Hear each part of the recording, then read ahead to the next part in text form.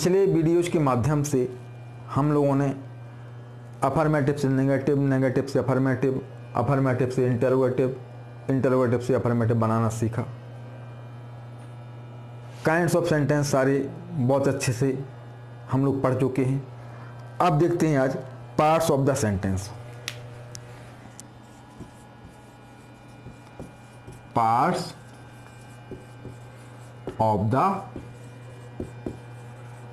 Sentence. Sentence के कितने parts होते हैं?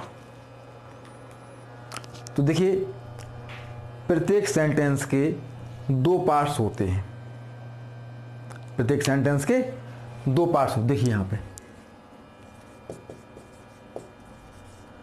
प्रत्येक सेंटेंस के दो पार्ट्स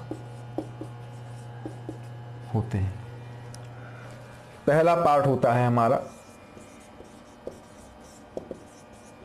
सब्जेक्ट, जिसको हम कहते हैं उद्देश्य या कर्ता, और दूसरा होता है हमारा प्रेडिकेट, जिसको हम कहते हैं विधेय। अब ये सब्जेक्ट क्या है और प्रेडिकेट क्या है हमें जानना है। तो नंबर एक, सब्जेक्ट। जैसे हमने कहा रवि राइट्स, रवि लिखता है, तो किसके विषय में बात हो रही है? रवि के विषय में बात हो रही है। और रवि क्या करता है? लिखता है। तो जिसके विषय में बात हो वह तो सब्जेक्ट है, ठीक है ना। और वाक्य में उसके विषय में जो कुछ कहा जा रहा वो प्रेडिकेट है। तो सब्जेक्ट क्या हो जाएगा? जब एक या अधिक शब्द किसी ऐसे व्यक्ति या वस्तु का बोध कराते हैं। जब एक या अधिक शब्द किसी ऐसे व्यक्ति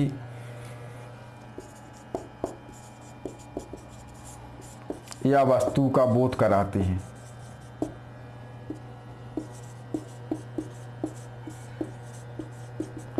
जिसके विषय में वाक्य में कुछ कहा जाए।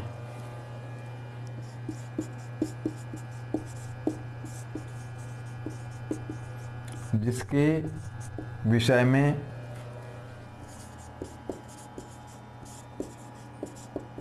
वाक्य में कुछ कहा जाए, उसे हम कहते हैं सब्जेक्ट। उसे सब्जेक्ट कहते हैं। जो हमारा सेंटेंस है उस सेंटेंस में जिसके विषय में कुछ कहा जा रहा वह हमारा क्या कहलाएगा? सब्जेक्ट कहलाएगा। और सब्जेक्ट का मुख्य शब्द जो होगा वो नाउन या प्रोनाउन होगा। सब्जेक्ट का मुख्य शब्द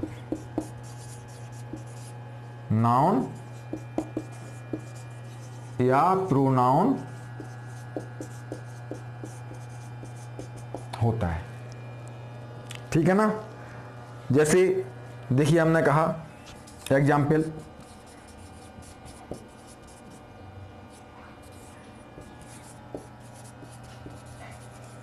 वर्ड्स फ्लाई।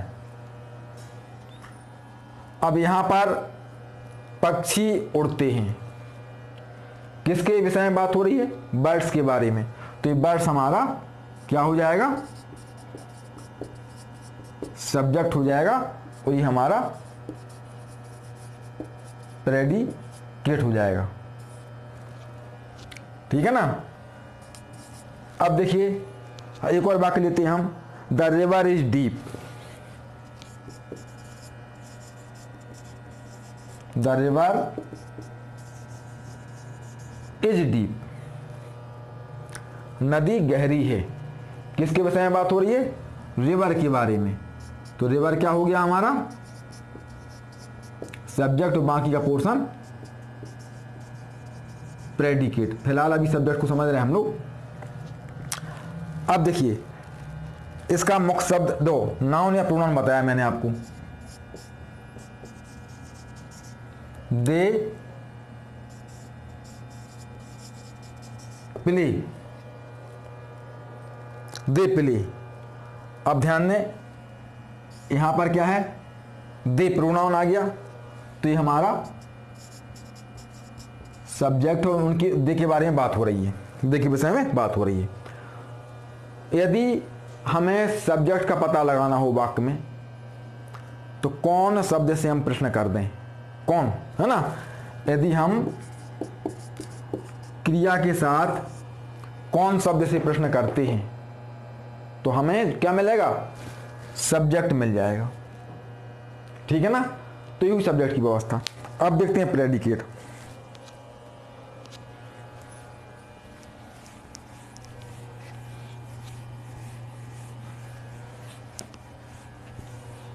प्रेडिकेट क्या होगा? कि सब्जेक्ट के बारे में जो कुछ कहा जाए। भाई जिसके विषय में बात हो रही वो तो सब्जेक्ट था हमारा, ठीक है ना? अब प्रेडिकेट क्या है? कि वाक्य में व्यक्ति या वस्तु के विषय में जो कुछ कहा जाता है। नंबर 2 प्रेडिकेट,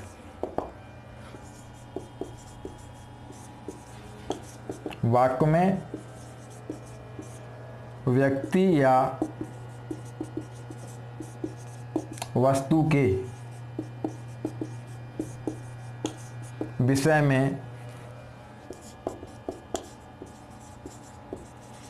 जो कुछ कहा जाता है उसे क्या कहते हैं? उसे प्रेडिकेट कहते हैं। अभी हमने देखा सब्जेक्ट में कि सब्जेक्ट का मुख्य शब्द नाउन या प्रोनाउन होता है और प्रेडिकेट का मुख्य शब्द वर्ब होता है। प्रेडिकेट का मुख्य शब्द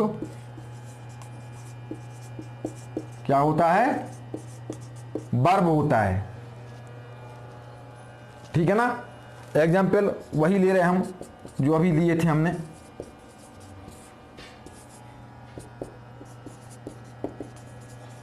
बर्ड्स फ्लाई।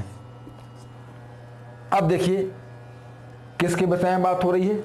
बर्ड्स के विषय में। तो ये क्या हो गया आपका? अभी भी समझाया था हमने जब सब्जेक्ट पढ़ा रहे थे आपको, सब्जेक्ट। अब इसके विषय में क्या कहा जा रहा? उड़ते हैं, पक्षी उड़ते हैं, उड़ना, है ना? तो ये आपका प्रेडिकेट हो गया। जैसा कि मैंने कहा था कि सब्जेक्ट का मुख्य शब्द नाउन या प्रोनाउन होता है, तो देखो बर्ड्स नाउन हो गया और ये मैंने अभी कहा प्रेडिकेट में प्रेडिकेट का मुख्य शब्द क्या होता है? वर्ब होता है। तो ये आपका वर्ब हो गया। ठीक है ना? सेकंड, दे रन, वे दौड़ते हैं। अब ये हो गया कौन दौड़ता है? दे, बे। किसके विषय में बात हो रही? दे के विषय में। तो ये हो गया आपका सब्जेक्ट। और क्या करते हैं? ये दौड़ते हैं। क्या कहा जा रहा है इसके विषय में? दौड़ना, दौड़ते हैं। तो ये आपका हो गया प्रेडिकेट। और देख सकते हैं कि हमारा जो सब्जेक्ट है वो प्रोनाउन हो गया। यहाँ पे यहाँ नाउन था, यहाँ प्रोनाउन हो गया। और प्रेडिकेट में यहाँ वर्ब थी और यहाँ भी वर्ब ही है। तो ये हमारा सब्जेक्ट और प्रेडिकेट हो गया। अब और आगे बढ़ते हैं हम। तो हमने क्या देखा? सब्जेक्ट एक नाउन या प्रोनाउन हो सकता है, जबकि प्रेडिकेट हमारी एक वर्ब हो सकती है, होती है। अब देखिए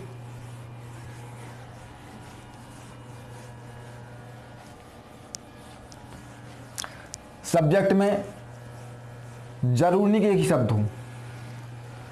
अगर एक शब्द है तब तो वो नाउन या प्रोनाउन में से कोई एक है, एक से अधिक शब्द भी उसमें हो सकते हैं, ठीक है ना। तो पहले हम सब्जेक्ट के भाग देखते हैं। ध्यान दें यहां पे,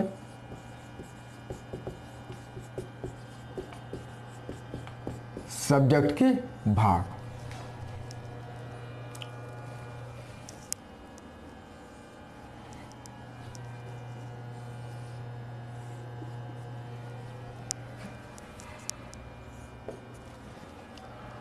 क्वालिफायर,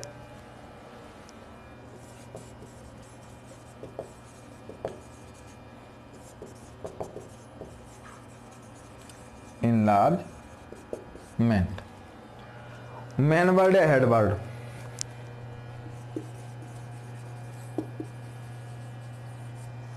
मेन वर्ड या हेड वर्ड? जो मेन वर्ड या हेड वर्ड रहेगा ये आपका नाउन रहेगा, ठीक है ना। अब क्वालिफायर में भी देखिए आप,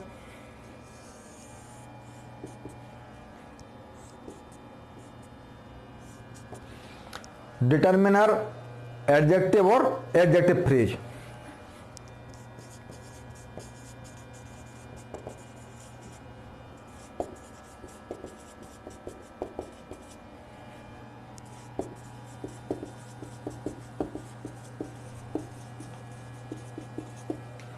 इस प्रकार से सब्जेक्ट की व्यवस्था होती है। एक शब्द होता है तो वह नाउन या प्रोनाउन है, और एक से अधिक शब्द होने की स्थिति में ये व्यवस्था रहती है। और जो हमारा मेन वर्ड हेड वर्ड रहेगा वो हमेशा नाउन ही रहेगा, ये ध्यान रखना आप लोगों को, ठीक है ना। केवल जब एक वर्ड है सब्जेक्ट के रूप में तब तो नाउन अथवा प्रोनाउन कुछ भी हो सकता है, लेकिन जब एक से अधिक शब्द होते हैं तब ऐसी स्थिति में मेन वर्ड हमारा नाउन ही रहेगा, ठीक है ना। तो ध्यान दीजिए सब्जेक्ट के भाग इस प्रकार से रहेंगे। अब हम देखते हैं प्रेडिकेट के भाग।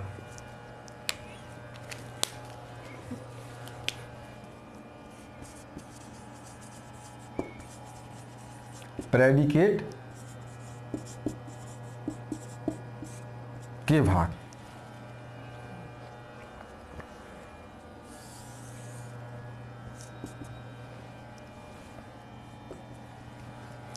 प्रेडिकेट में क्या रहेगा? वर्ब रहेगा, ऑब्जेक्ट रहेगा और कंप्लीमेंट रहेगा, तीन चीजें रहेंगी।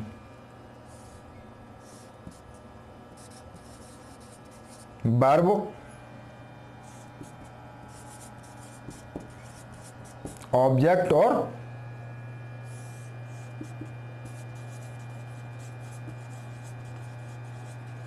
कंप्लीमेंट।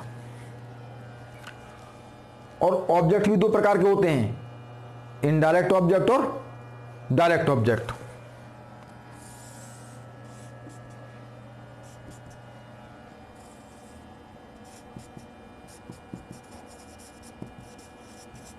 इनडायरेक्ट ऑब्जेक्ट और डायरेक्ट ऑब्जेक्ट। तो ये व्यवस्था प्रेडिकेट की है। प्रेडिकेट में इस प्रकार से भाग हो सकते हैं हमारे, ठीक है ना। सब्जेक्ट की व्यवस्था ये है, प्रेडिकेट। अब डिटरमिनर क्या है, एडजेक्टिव क्या है, एडजेक्टिव फ्रेज क्या है, या ये verb, indirect object, direct object क्या है, कंप्लीमेंट, ये सब समझाएंगे आगे। अब देखिए जैसे यहां समझ लीजिए, पहले ऑब्जेक्ट इनडायरेक्ट और डायरेक्ट यहां आया हुआ है। जब सेंटेंस में दो ऑब्जेक्ट होते हैं तो एक तो होता है प्रत्यक्ष कर्म और एक अप्रत्यक्ष कर्म, ठीक है ना। अब इनडायरेक्ट क्या रहेगा और डायरेक्ट क्या, ये समझना होगा हमें। जैसे जो सजीव होता है, एक रहेगा सजीव, एक रहेगा निर्जीव। एक रहेगा सजीव, एक रहेगा निर्जीव। तो जो निर्जीव होगा वो होगा डायरेक्ट, और जो सजीव होगा वो रहेगा इनडायरेक्ट, वो डायरेक्ट नहीं सॉरी, जो निर्जीव है वो है आपका डायरेक्ट, और जो सजीव है वो है आपका इनडायरेक्ट। ठीक है ना, तो इसकी चर्चा हम आगे करेंगे आप लोगों से। अब आज हम पूरी चर्चा सब्जेक्ट के ऊपर करेंगे और नेक्स्ट वीडियो में करेंगे प्रेडिकेट के ऊपर। तो देखिए सब्जेक्ट कितने रूपों में आता है हमारे सामने। सेंटेंस में सब्जेक्ट के कितने रूप हो सकते हैं।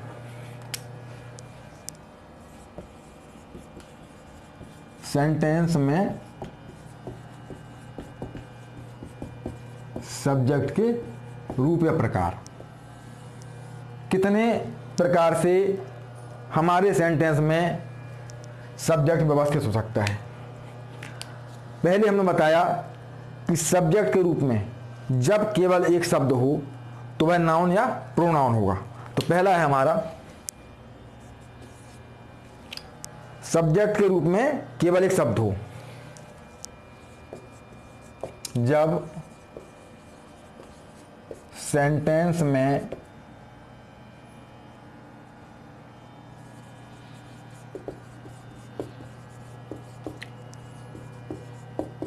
सब्जेक्ट के रूप में केवल एक शब्द हो तो वह नाउन या प्रोनाउन होगा। तो वह नाउन या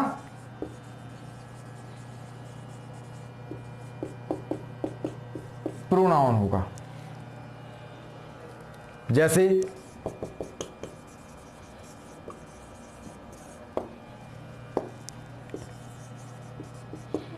रवि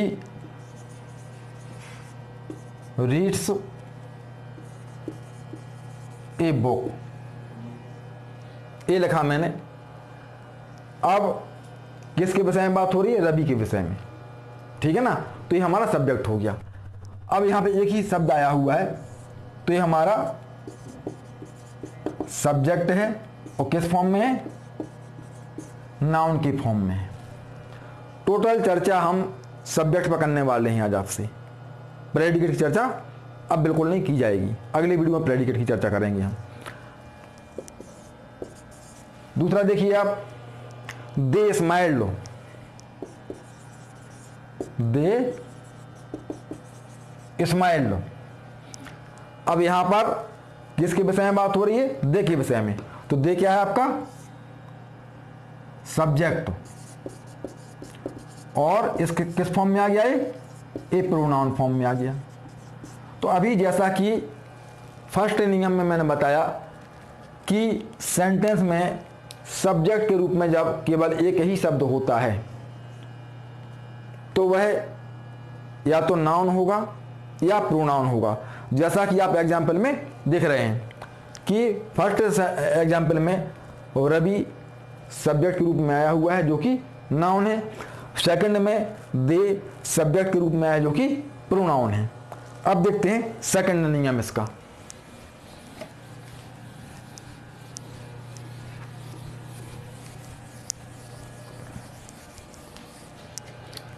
अब जरूरी थोड़ी है एक ही शब्द हमेशा माना रहे, दो शब्द हो सकते हैं, या सेंटेंस में सब्जेक्ट के दो भाग होते हैं। ठीक है ना, सेंटेंस में सब्जेक्ट के दो भाग हो जाते हैं। तो एक क्वालिफायर होता है तथा दूसरा मेन वर्ड या हेड वर्ड होता है। नंबर सेकंड, जब सेंटेंस में सब्जेक्ट के दो भाग होते हैं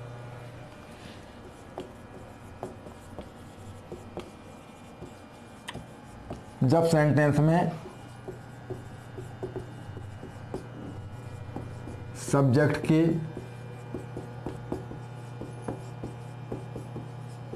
दो भाग होते हैं तो क्या होता है? तो एक क्वालिफायर तथा दूसरा मेन वर्ड। तो एक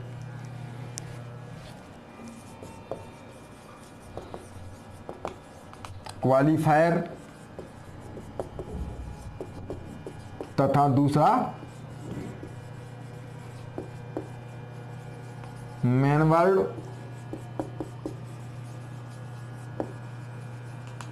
या हेड वर्ड ठीक है ना, कहलाता है या होता है, कहलाता है। अब देखिए, मैंने अभी कहा था थोड़ी देर पहले कि जब सेंटेंस में सब्जेक्ट के रूप में केवल एक शब्द हो तब तो वहां नाउन भी हो सकता है और प्रोनाउन भी हो सकता है, लेकिन जब एक से अधिक शब्द आना प्रारंभ हो जाए तो ऐसी स्थिति में जो मेन वर्ड होगा हमारा, हेड वर्ड, वो हमेशा नाउन रहेगा। तो मेन वर्ड हमेशा नाउन शब्द ही होता है। यहां लिखे भी दे रहे हैं हम आपको, मेन वर्ड हमेशा क्या होता है, नाउन होता है। अब केवल नाउन का प्रारंभ हो जाएगा यहां से, ठीक है ना। अब इसके एग्जाम्पल थोड़ा देखते हैं, जैसे एग्जाम्पल्स। अब यहां पे क्या आएगा, क्वालिफायर आएगा, मेन वर्ड आएगा, ठीक है ना। तो ध्यान दें, सब्जेक्ट और प्रेडिकेट।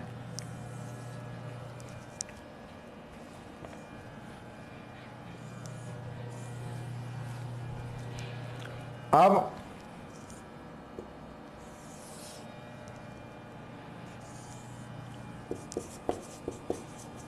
डिटरमिनर और नाउन। ध्यान दें आप लोग, द मून साइंस, हमने कहा द मून साइंस, या ए बर्ड फ्लाइज, ए बर्ड फ्लाइज। अगला, सम गर्ल्स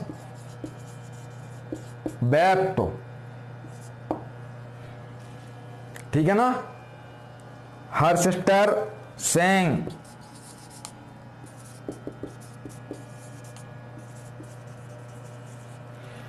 तो आप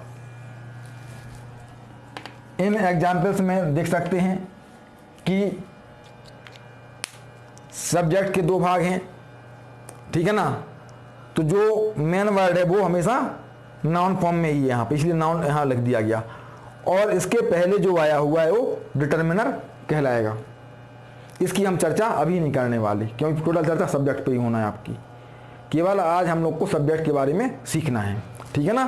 तो दो शब्द होने की स्थिति में जो मेन वर्ड है हमारा वो नाउन फॉर्म में है, और इसके पहले जो आया है वो आपका डिटरमिनर के रूप में आ गया, ठीक है ना। अब आगे बढ़ते हैं तीसरे नियम पर।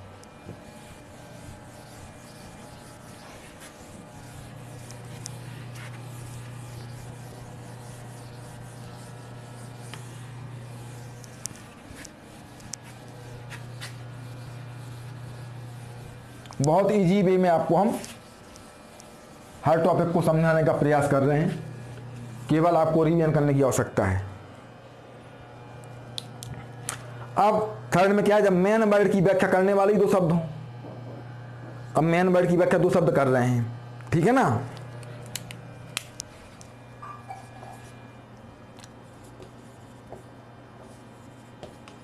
सेंटेंस में जब मेन वर्ड की व्याख्या करने वाले दो शब्द हों,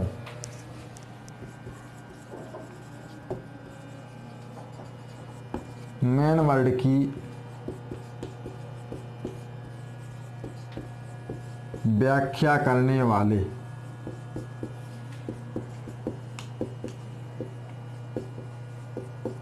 दो शब्द हों, तो मेन वर्ड के पूर्व प्रयुक्त होने वाला शब्द जो मेन वर्ड के पहले पूर्व में प्रयुक्त हो रहा वो एडजेक्टिव होगा, है ना।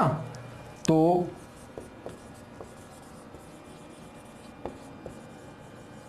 मेन वर्ड के पूर्व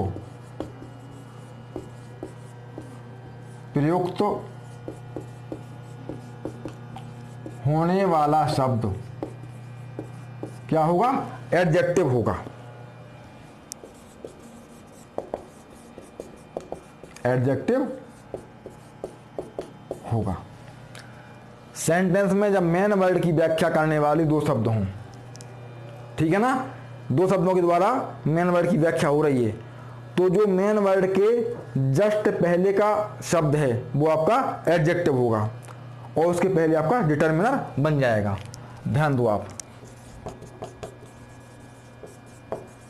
एग्जाम्पल्स, सब्जेक्ट और प्रेडिकेट।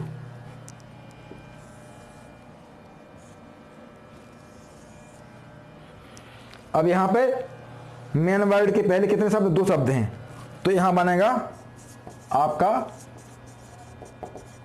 डिटर्मिनर। और फिर मैंने क्या कहा, मेन वर्ड आपका यहां रहना है, मेन वर्ड आपका यहां रहना, तो ये क्या कहलाया हमने, एडजेक्टिव। ये एडजेक्टिव हो गया आपका।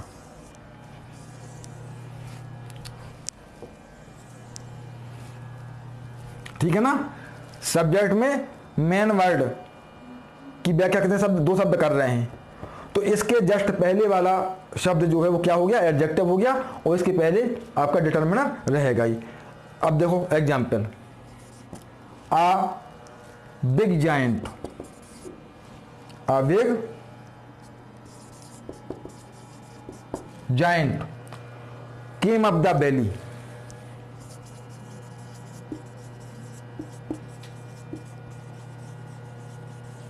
अब देख सकते हैं, केवल पूरा ध्यान यहां देना है हम लोग को आज, कि मेन वर्ड आपका जायंट है, जो कि कौन से फॉर्म में है, नाउन फॉर्म में है। यहां पे आप नाउन लिख दीजिए, क्योंकि नाउन फॉर्म ही रहेगा। ये तो पहले बता दिया कि मेन वर्ड नाउन फॉर्म में रहना है, तो ये नाउन का कॉलम आ गया, ठीक है ना। और इसके पहले जो आया वो क्या हो गया, एडजेक्टिव हो गया, और ये इसके पहले डिटर्मिनर आ गया। अब a black god was in the dark room, a black god was in the dark room.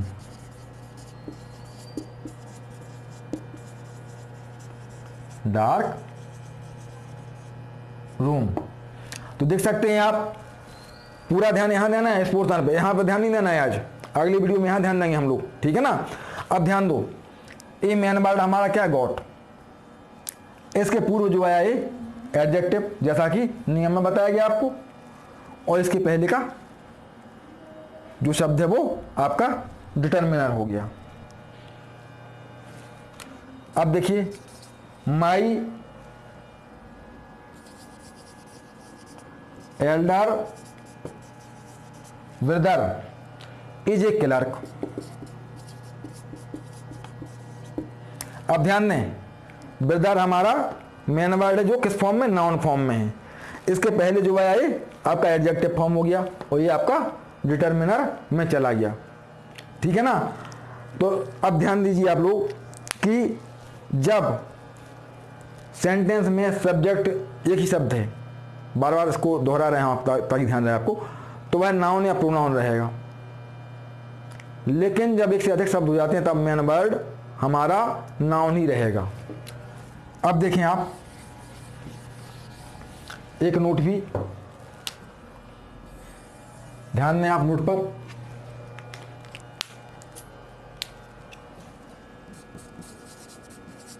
हमने क्या सीखा कि जब मेन वर्ड से पहले एक शब्द होगा तो उसे क्वालिफायर कहेंगे।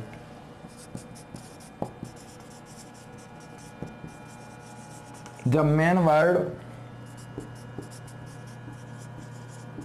से पहले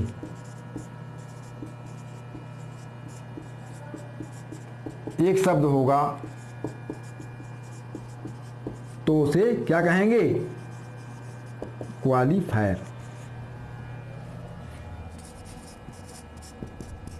कहेंगे।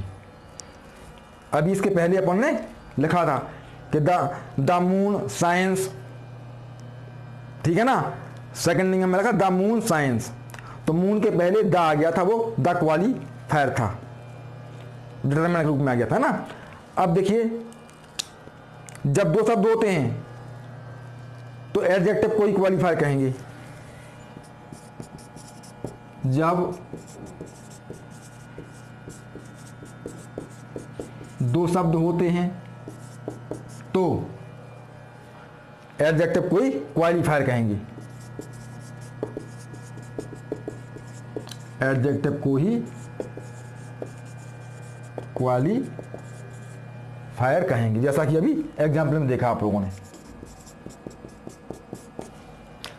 जब एक शब्द होगा तो उसे क्वालिफायर कहते हैं, और जब दो शब्द होंगे तो उसमें एक एडजेक्टिव होगा उसके पहले, तो एडजेक्टिव को क्वालिफायर कहेंगे, तथा एडजेक्टिव से पहले जो प्रयुक्त होगा वो डिटरमिनर कहलाएगा, तथा एडजेक्टिव से पूर्व जो शब्द प्रयुक्त होगा वह क्या कहलाएगा, डिटरमिनर कहलाएगा। तो आप लोगों ने ध्यान दिया कि जब मेन वर्ड से पहले एक शब्द होगा तो वह क्वालिफायर कहलाएगा, ठीक है ना, उसे क्वालिफायर कहेंगे। और जब दो शब्द होते हैं तो जो एडजेक्टिव है वो क्वालिफायर कहलाएगा, और एडजेक्टिव पहले वाला डिटरमिनर कहलाएगा, ठीक है ना। अब देखते हैं फोर्थ नंबर का नियम, चौथा नियम।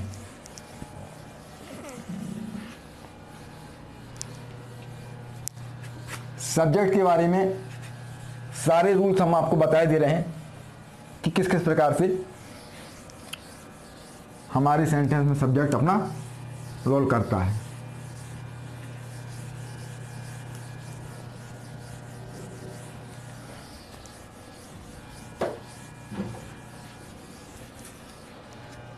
अब देखिए, जब मेन वर्ड की व्याख्या करने के लिए डिटरमिनर, एडजेक्टिव तथा एडजेक्टिवल फ्रेज का प्रयोग होता है, तो एडजेक्टिवल फ्रेज का प्रयोग कहाँ होता है, मेन वर्ड के बाद होता है। जब एडजेक्टिवल फ्रेज आएगा तो वह कहाँ आएगा, मेन वर्ड के बाद आएगा। तो चौथा नियम देखते हैं हम लोग।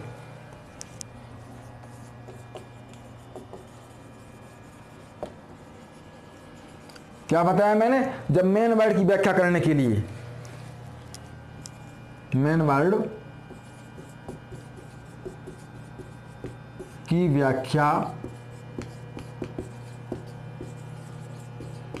करने के लिए क्या क्या आता है, determiner, adjective, adjective phrase.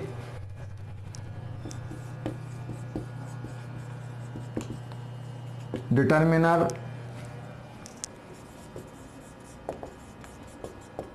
Adjective तथा एडजेक्टिवल फ्रेज।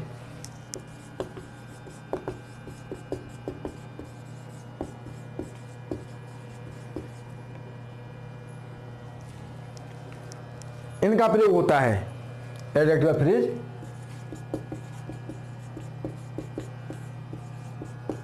का प्रयोग होता है।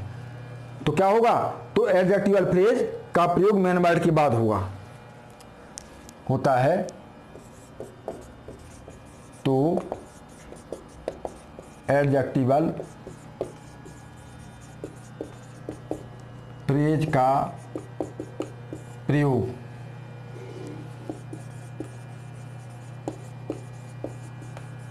मेन वर्ड के बाद होगा,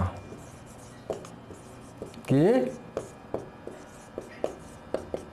बाद होगा, ठीक है ना। अब इसके एग्जाम्पल देखते हैं हम लोग।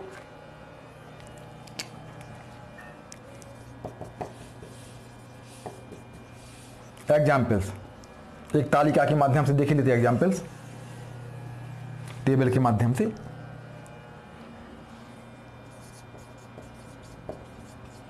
ये आपका सब्जेक्ट है और ये आपका प्रेडिकेट है।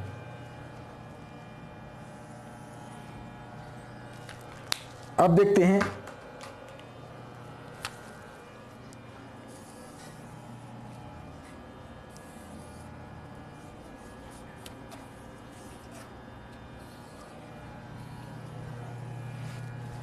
सब्जेक्ट में यहां तो आना है डिटर्मिनर, पता ही है आपको अभी।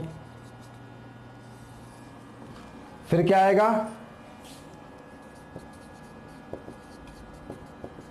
एडजेक्टिव, और फिर क्या आएगा, नाउन, क्योंकि नाउन के पूर्व भी एडजेक्टिव रहता है। और फिर क्या आएगा आपका एडजेक्टिवल फ्रेज।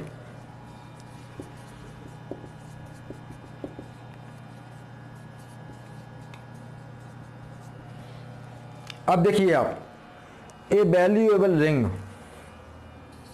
ए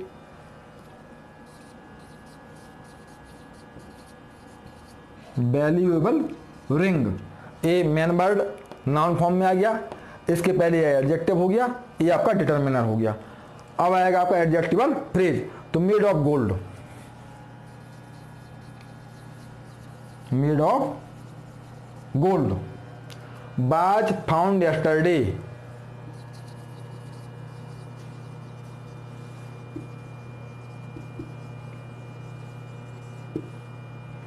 बाज फाउंड यस्टरडे, ठीक है ना। अब देखिए, a little girl from the cottage, a little girl,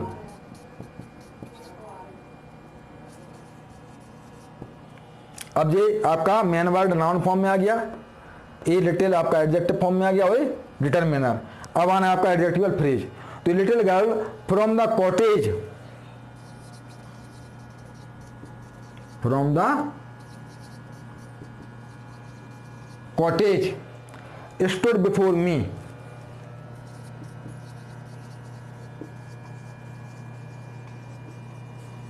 तो आप देख सकते हैं कि इसमें जो सब्जेक्ट का पोर्शन इतना दिखाई दे रहा है आपको, इसमें क्या क्या आया हुआ आपका, इसमें आया आपका डिटर्मिनर आया है, एडजेक्टिव आया और एडजेक्टिवल फ्रेज आया है। तो इसकी व्यवस्था क्या बताई हमने कि जो मेन वर्ड है हमारा नाउन फॉर्म में, उसके बाद एडजेक्टिवल फ्रेज आना है। एडजेक्टिव कहाँ आना है, नाउन या हेड वर्ड के जस्ट पहले, और उसके जस्ट पहले क्या आना है, डिटर्मिनर आना है, ठीक है ना। अब देखते हैं अगला नियम।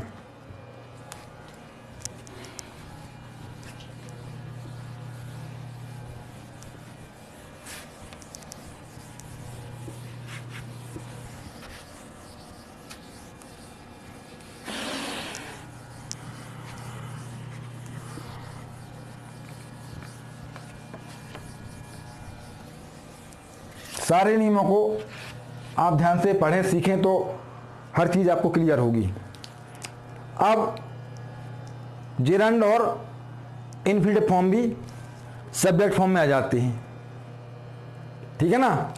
तो नेक्स्ट नियम,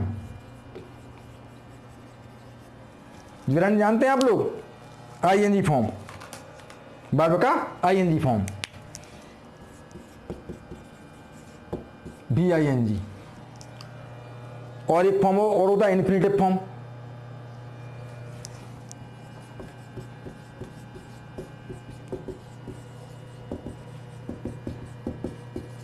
इन्फिनिटिव जानते हो, वर्ब के पहले टू लगा देना है, टू प्लस वर्ब।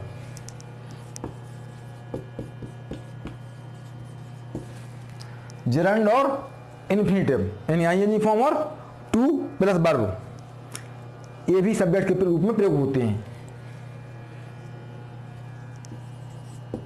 भी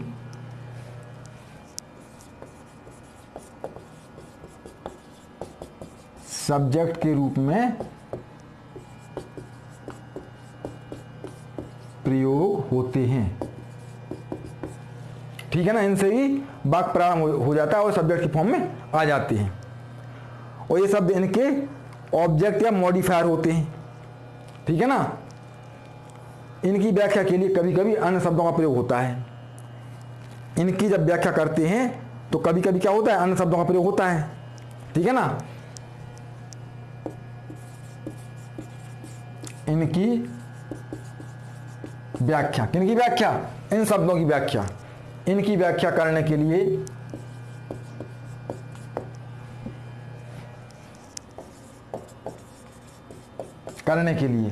क्या होता है, कभी कभी अन्य शब्दों का प्रयोग भी करते हैं। कभी कभी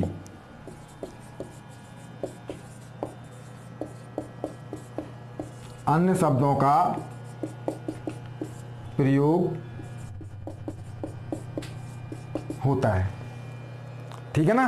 तो ये शब्द इनके ऑब्जेक्ट या मॉडिफायर होते हैं। तो ये शब्द जो होंगे व्याख्या करने वाले शब्द, तो ये शब्द इनके क्या होंगे, ऑब्जेक्ट या मॉडिफायर।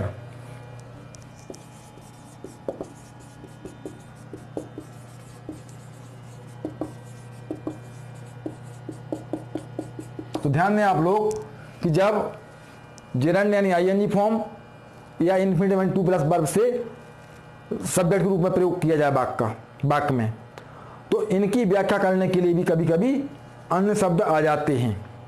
तो उनको हम क्या कहते हैं, ऑब्जेक्ट या मॉडिफायर। ठीक है ना। अब देखिए आप एग्जाम्पल,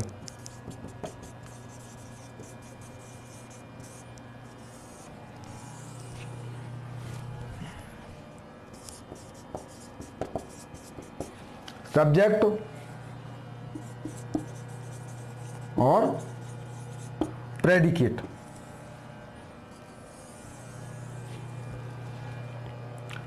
अब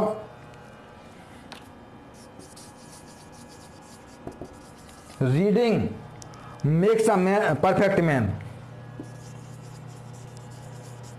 makes a perfect man.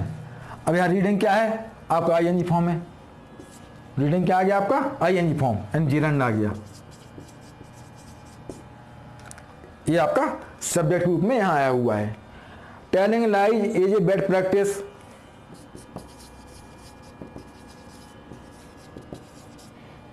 Telling lies is a bad practice.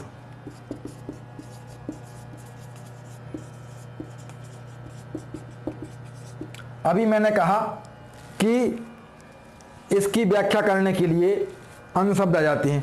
तो दो, टेलिंग तो आ गया आपका जेरंड, ठीक है ना। फर्स्ट से ये था, सेकंड आपका ये हो गया। टेलिंग क्या आ गया, जेरंड। अब इसकी व्याख्या करने के लिए लाइज आ गया, तो ये आपका ऑब्जेक्ट या मॉडिफायर कहलाएगा आपका। ठीक है ना। और इज ए बैड प्रैक्टिस। अब देखिए आप third, to work is to worship, to work is to worship. अब यहां पे कौन सा फॉर्म आ गया आपका, infinitive.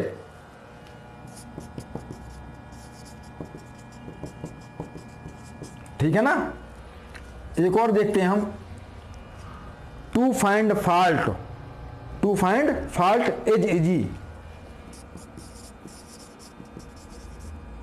To find fault is easy. तो देखिए यहां पे ये आ गया आपका इन्फिनिटिव, और इससे आपकी व्याख्या हो रही है। तो ये आपका ऑब्जेक्ट है मॉडिफायर, और ये आपका प्रेडिकेट पोर्शन हो गया। तो ये था हमारा 5वां नियम, जिसमें हमने क्या सीखा कि जेरंड और इन्फिनिटिव भी सब्जेक्ट फॉर्म में आ जाते हैं। अब देखिए अगला नियम,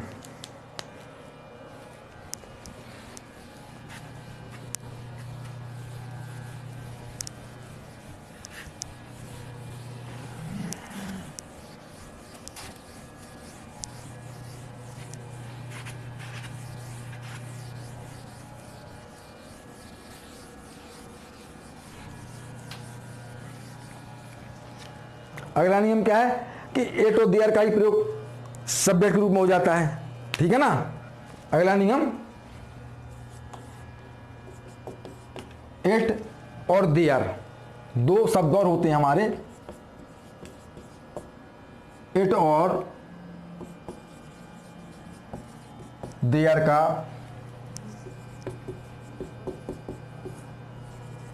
प्रयोग भी सब्जेक्ट के रूप में हो जाता है या होता है। ठीक है ना। ऐसी दशा में इट का प्रयोग इम्पर्सनल या नेचर, ऐसी दशा में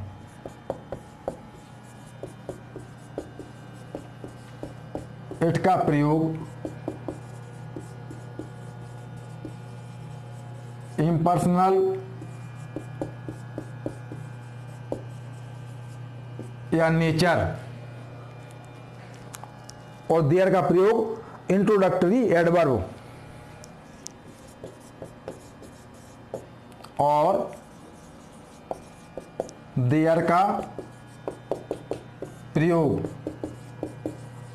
इंट्रोडक्टरी एडवर्ब की तरह होता है।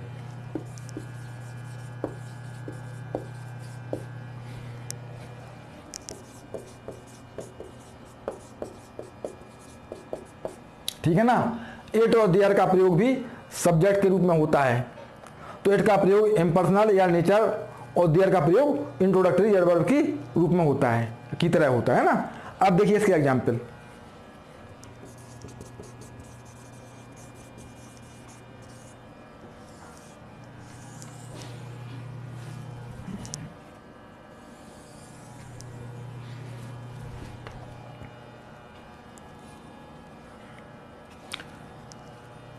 सब्जेक्ट और प्रेडिकेट है ना,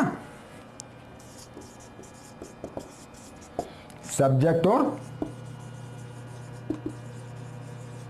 प्रेडिकेट। सब्जेक्ट में क्या आना है, इट या देयर आना है, इट या देयर, इट और देयर। तो it is midnight, it is midnight, it is midnight, it was getting dark, it was getting dark। ये सेंटेंस इट से प्रारंभ हुए, सब्जेक्ट के रूप में इट आया हुआ है, ठीक है ना। अब देखो, there are 40 girls in the room, there are 40 girls in the room, there is 100 rupees note in my purse, there is 100 rupee note in my purse,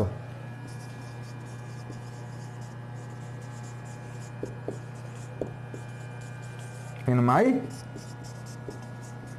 purse. आप देख सकते हैं कि यहां पर जो एग्जाम्पल्स लिए हैं उसमें सब्जेक्ट के रूप में क्या आया है, इट आया है और देयर आया हुआ है। तो इस नियम में क्या सीखा हमने कि इट या देयर से भी सब्जेक्ट वाक्य में बन जाता है। अब देखिए, थोड़े से नियम और बताने का हम प्रयास कर रहे हैं।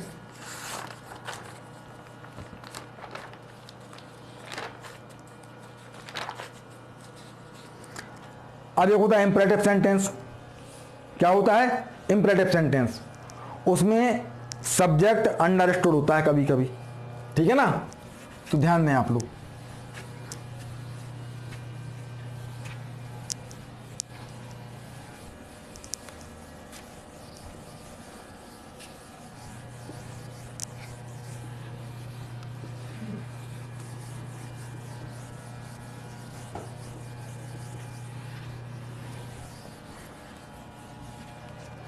जो हमारा इंपरेटिव सेंटेंस रहेगा उसमें सब्जेक्ट बिना लगाए ही मान लेते हैं, ठीक है ना।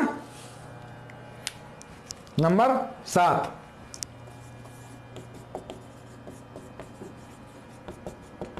इंपरेटिव सेंटेंस में सब्जेक्ट को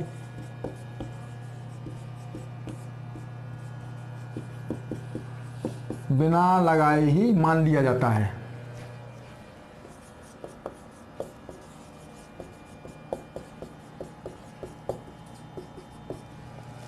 ठीक है ना, इसमें सब्जेक्ट दिखाई नहीं देगा आपको। जैसे मैंने कहा स्पीक द ट्रूथ, एग्जाम्पल्स देखिए आप लोग।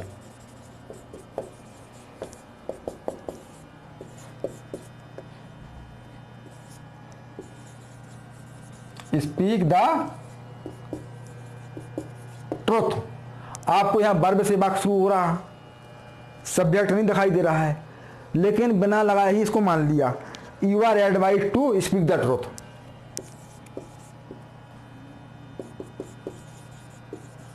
You are advise to speak the, ये इसका सेंस निकल जाएगा, आपका सब्जेक्ट यूज हो गया जो अंडरस्टूड था यहां पे। ठीक है ना। एक और हम सेंटेंस लेते हैं, respect your teachers. Respect your teachers, तो यहां भी आप देख सकते हैं सब्जेक्ट दिखाई नहीं दे रहा हमें, तो यहां क्या हो जाएगा, you are advise to, you are advise to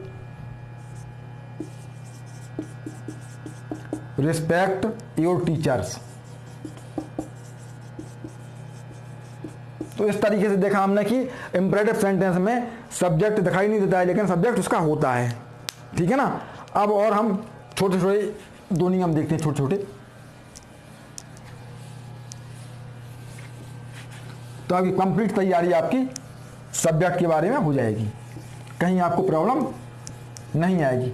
मैं एक ऐसा प्रयास करता हूं कि हर टॉपिक में आपकी कंप्लीट तैयारी हो। मेरा प्रयास रहता है कहीं से कोई चीज़ आपकी छूटे नहीं, मेरा ये प्रयास रहता है। ठीक है ना। अब देखिए एक्सक्लेमेटरी सेंटेंस भी आ जाता है। ठीक है ना। तो एक्सक्लेमेटरी सेंटेंस में क्या होता है, सब्जेक्ट प्रायः प्रेडिकेट के बाद लगता है। एक्सक्लेमेटरी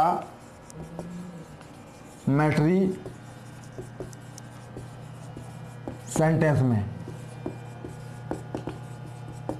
सब्जेक्ट प्रायः कहां होता है, प्रेडिकेट के बाद।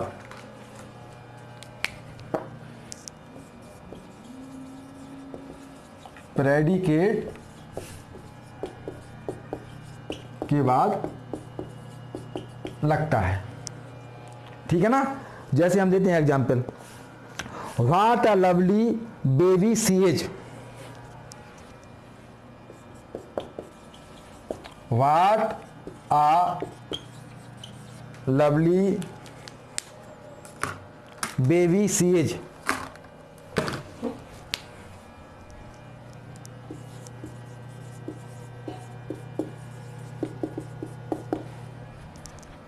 Example, first what a lovely baby she is. अब यहां देख सकते हैं आप कि ये कौन सा सेंटेंस है, एक्सक्लेमेटरी सेंटेंस है। तो यहां पर सब्जेक्ट कहां आ गया, ये आ गया। ठीक है ना। एक और एग्जाम्पल लेते हैं हम लोग, what a beautiful flower it is. What a beautiful flower it is. तो ये एक्सक्लेमेटरी सेंटेंस है ना। तो ये आपका सब्जेक्ट ही आ गया। तो हमने क्या देखा कि एक्सक्लेमेटरी सेंटेंस में सब्जेक्ट प्रायः प्रेडिकेट के बाद होता है। ठीक है ना। अब देखते हैं आखिरी नियम, एक होता है इंटरोगेटिव सेंटेंस। ठीक है ना। तो उसमें क्या होता है, देखिए आप, अभी हमारे सामने इंटरोगेटिव सेंटेंस भी हो सकता है। तो इंटरोगेटिव सेंटेंस में भी सब्जेक्ट प्रायः प्रेडिकेट के बाद में या बीच में होता है। अब देखिए आप, आखिरी नियम है इंटरोगेटिव सेंटेंस। आपने सेंटेंस पढ़े थे, मैंने पढ़ाए थे कि सब्जेक्ट से वाक्य प्रारंभ नहीं होता था। ठीक है ना। या तो हेल्पिंग वर्ब से वाक्य प्रारंभ होता था या क्वेश्चन वर्ब से वाक्य प्रारंभ होता है। कहीं मैं यहां बता रहा आपको कि सब्जेक्ट कहां होता है। तो इंटरोगेटिव सेंटेंस में भी सब्जेक्ट प्रायः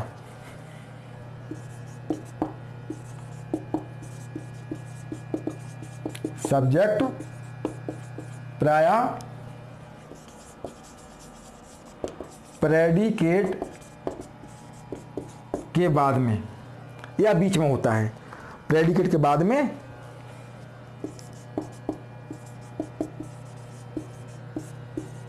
या बीच में प्रयोग किया जाता है। ठीक है ना। अब इसके एग्जाम्पल देख ही लेते हैं हम लोग। देखिए मैंने लिखा are you dumb.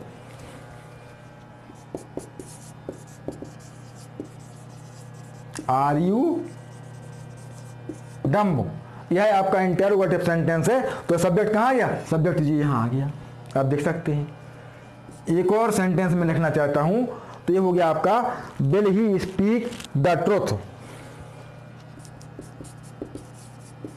Will he speak the truth. तो यहां पे आपका क्या आ गया? ये आ गया सब्जेक्ट। तो आपने सब्जेक्ट सेंटेंस में कहां कहां हो सकता है, कहां कहां होता है, कैसे कैसे उसमें वर्ड होते हैं, उन वर्डों के कैसे कैसे उसमें शब्द होते हैं, उन शब्दों के नाम क्या होते हैं, ये आपने सीखा अभी। ठीक है ना। नेक्स्ट वीडियो में आपको प्रेडिकेट सिखाएंगे। लेकिन इसके पहले आप ये देख लें कि इन नियमों से क्या नकल किया आया है। फिर हम दोहराए देते हैं 2 मिनट में कि जब सब्जेक्ट एक होगा, सारे नियम जो हमने पढ़े उनको फिर दोहराए देते हैं आप लोगों के सामने, ताकि आपको ध्यान रहे कि जब सब्जेक्ट एक होगा तो क्या होगा? तो यह नाउन हो सकता है, प्रोनाउन हो सकता है, जेरंड हो सकता है, इन्फिनिटिव। अपन ने आगे जेरंड इन्फिनिटिव वाला भी नियम पढ़ा था ना, तो वहां भी अकेला जेरंड या अकेला इन्फिनिटिव आया हुआ था। तो जब सब्जेक्ट केवल एक होगा तो वहां नाउन होगा या प्रोनाउन होगा या जेरंड होगा या इन्फिनिटिव होगा। ठीक है ना। फिर क्या देखा अपन लोगों ने? जब सब्जेक्ट की व्याख्या होगी, किसकी व्याख्या होगी? सब्जेक्ट की व्याख्या। अन्य शब्द दिए होंगे ना व्याख्या करने के लिए। तो ऐसी स्थिति में सब्जेक्ट हमेशा और हमेशा नाउन ही होगा। ठीक है ना। फिर हमने सीखा कि जब सब्जेक्ट की व्याख्या एक शब्द द्वारा होगी तो यह सब्जेक्ट से पहले प्रयुक्त होगा और इसे हम क्या कहेंगे? क्वालिफायर कहेंगे। ठीक है ना। जब सब्जेक्ट की व्याख्या एक शब्द के द्वारा होगी तो यह सब्जेक्ट से पहले प्रयुक्त होगा और इसको हम क्वालिफायर कहेंगे। फिर हमने देखा कि जब सब्जेक्ट की व्याख्या करने के लिए इससे पूर्व 2 शब्द प्रयुक्त होते हैं तो पहले शब्द को क्या कहते हैं? डिटरमिनर, और दूसरे शब्द को क्वालिफायर। और ऐसी स्थिति में क्वालिफायर जो होगा वो हमेशा एडजेक्टिव होगा। मैंने अभी बताया था पिछले नियमों में कि एडजेक्टिव जो है वो क्वालिफायर के रूप में आएगा। और अगला क्या सीखा हमने? जब सब्जेक्ट की और अधिक व्याख्या करना हो तो उसमें क्या होता है? एडजेक्टिवल फ्रेज होता है। और एडजेक्टिवल फ्रेज कहाँ होता है? सब्जेक्ट के बाद आता है। ये सारे नियमों हमने आपको पढ़ाए हुए हैं, उनमें एग्जाम्पल भी समझाए हुए हैं।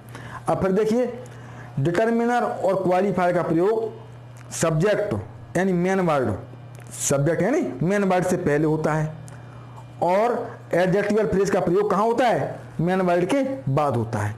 तो मैंने सब्जेक्ट को बहुत अच्छे से समझाने का प्रयास किया है। आप लोग एक बार अच्छे से वो रिवीजन कर लें, हमारा पूरा वीडियो शुरू से आखिर तक देखें इस टॉपिक का, तो आपको सब्जेक्ट में कहीं प्रॉब्लम नहीं आने वाली है। अगले वीडियो में हम इसकी एक्सरसाइज करवाएंगे और अगले में फिर प्रेडिकेट की चर्चा करेंगे।